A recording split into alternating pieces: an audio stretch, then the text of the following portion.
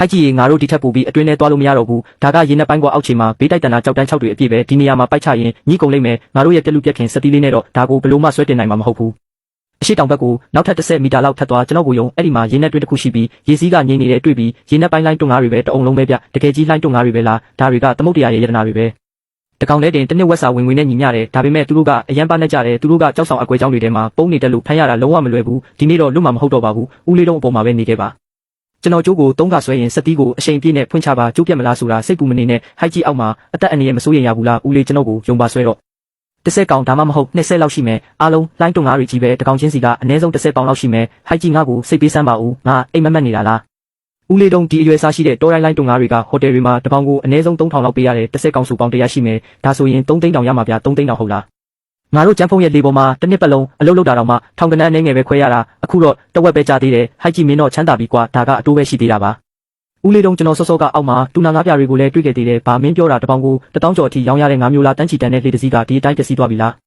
မစ္စတာကျန်ကျွန်တော်ကတောရိုင်းကရုတ်ကငါးဝါကိုမှားထားတာလေမင်းဒီလေးနဲ့ဘာရီယူလာခဲ့တာလဲမတော်တဆမှုလေးတစ်ခုဖြစ်သွားလို့ပါငါလေးကိုပြန်ပေးနောက်တစ်ခေါက်ဖမ်းရမယ့်အချိန်ကိုပဲစောင့်ပါအများကြီးယူလာပေးပါမယ်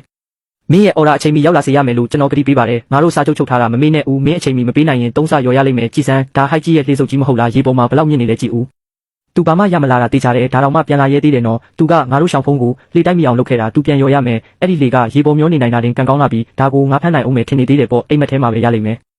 လီဟောင်မင်းငါတို့ကိုတမင်တက်တက်လမ်းလွဲအောင်ခေါ်သွားတာမလားငါတို့မိသားစုလေးအတွက်ပြန်ရော်ပေးကျွန်တော်ဒေါသမထွက်ခင်လက်လွတ်ပါဟေးရှောင်းကြီးဒီနေ့ဘယ်သူမှငါမရကြဘူးဟန်ဆောင်မနေပါနဲ့တော့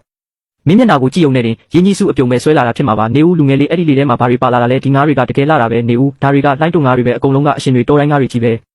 ဈေးကွက်ပေါက်ဈေးကတပေါင်ကို1000ကျော်ရှိတယ်လူငယ်လေးဒါတွေကိုတခြားသူစီမရောက်နဲ့ဦးငါကချန်နယ်ရှမ်းပါတပေါင်ကို4000ပေးမယ်မင်းမှာဘယ်လောက်ရှိလဲအကုန်လုံးကိုအခုချက်ချင်းငွေပြေးပေးပြီးဝယ်မယ်အကုန်လုံးဝယ်မလို့လားဒီ10ကောင်ကပေါင်100ကျော်ရှိတယ်ဗျဒေါ်လာ4000လွှဲပြီးပါပြီ4000ဟုတ်လားသူတစ်ခေါက်တည်းနဲ့4000တောင်ရသွားတာလားဖះရီဒီငါးတွေကဒီလောက်အထိတန်တာလားမဖြစ်နိုင်တာလုံးဝမဖြစ်နိုင်ဘူးအဲ့ဒီလိုလှေစုပ်ကြီးနဲ့ဒီလိုရှားပါငါးမျိုးကိုဘယ်လိုလုပ်ဖမ်းနိုင်မှာလဲနောက်ပိုင်းကျရင်လည်းဒီလိုအဆင့်မြင့်ငါးမျိုးတွေရတိုင်းငါးကိုပဲအကုန်ရောက်မှာငါးဈေးနှုန်းကလုပ်ငန်းထဲမှာအကောင်းဆုံးဖြစ်စေရမယ်ငါးကက်ကိုတင်ထားပါအခုကစပြီးမင်းကငါ့ရဲ့အထူးဧည့်သည်တော်ပဲမစ္စတာလီဟောင်းငါရေလုပ်ငန်းထဲမှာနှစ်ပေါင်း30ရှိပြီဖြစ်ပြီးဝါရင်ကပတိန်ပေါင်းများစွာနဲ့တွေ့ဘူးတယ်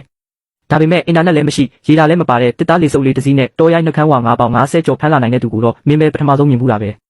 တထေးချန်ကဒေါ်လာ4000ပေးခဲ့ရုံတင်မကဘူးအဆင့်မြင့်ပါတနာတွေအတွက်ပဲတီးတန့်ပေးတဲ့ရွှေကက်ကိုတောင်ပေးသေးတယ်တထေးချန်ကလည်းအမွှန်းတင်လုံးပါတယ်ဗျာကျွန်တော်ကန်ကောင်းသွားရုံပါကန်ကောင်းတာဟုတ်လားဟုတ်တယ်ဒါကန်ကောင်းလို့ပဲဖြစ်ရမယ်မစ္စတာချန်သူကအရင်ကကျွန်တော်လေဘော်ကအလုပ်သမားပါသူတခုခုလှည့်စားထားတာဖြစ်ရမယ်ကျန်းဖုံးမင်းမာသာသူ့ရဲ့ကန်ကောင်းချင်းတဝက်လောက်ရှိရင်ဒေါ်လာ3တန်းတန်မင်းရဲ့လေအစ်စ်ကြီးကိုကြောက်တန်းနဲ့တိုက်မိပြီးပျက်စီးမှာမဟုတ်ဘူးစီးပွားရေးမှာရလက်ကတာအဓိကပဲလီဟောင်ကရတနာတွေယူလာနိုင်ပေမဲ့မင်းကတော့ငါးလေးတွေနဲ့ပစုံလေးတွေပဲယူလာနိုင်ခဲ့တာ